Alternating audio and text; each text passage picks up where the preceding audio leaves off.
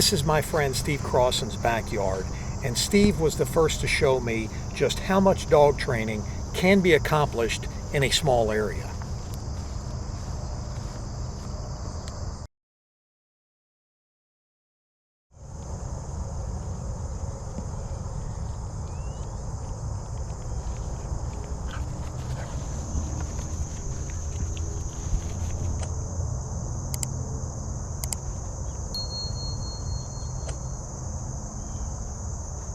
This area is 120 feet long and 120 feet wide, but similar work could be conducted on an area even smaller.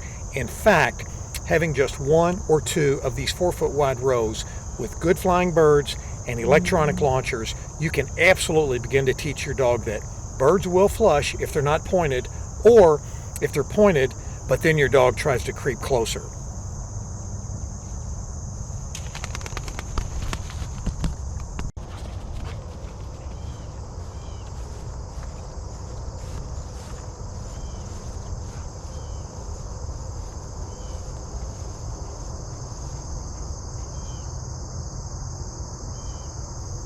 Another area where this type of work can be helpful is in finishing a dog for those who want a steady dog.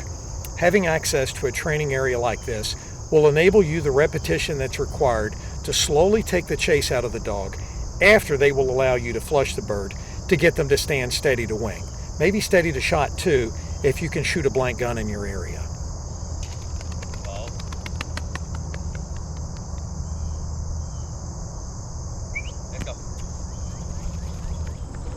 In both instances, starting a dog and finishing a dog, the very same training will need to be conducted in other areas so that the dog learns to generalize the behavior. But if the dog learns to respect the scent cone at your small training area, then that should quickly transition to behaving similarly elsewhere, including the transition to wild birds. This is this dog's first workout on this training ground, and you can see that she has no problems adapting to narrow strips of cover.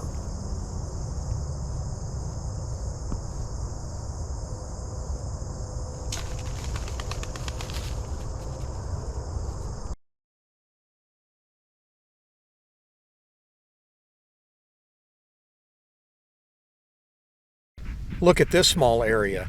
It's literally just 35 feet square, yet using the corner of the house as a visual block, I can start teaching this dog to back.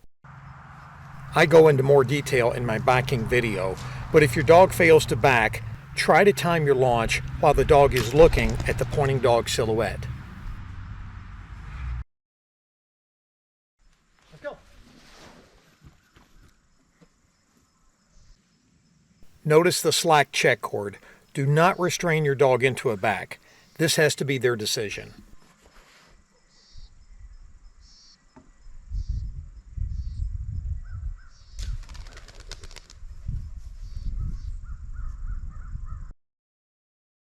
After just 3 birds, I have enough confidence to let this dog drag the check cord.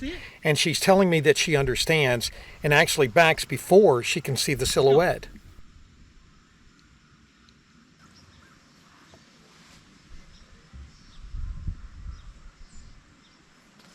But I'm not confident that she'll stand steady to flush, so watch me stand on the check cord.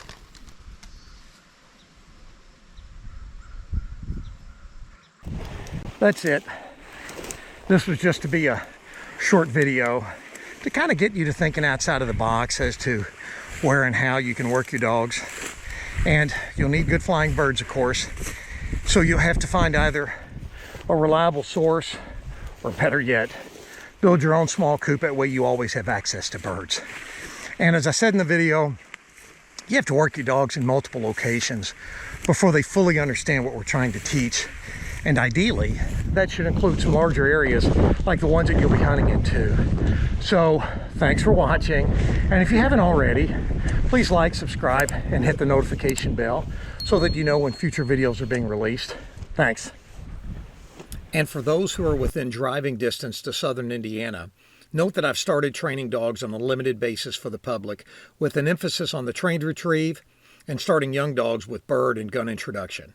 So if you're interested in that, send me an email.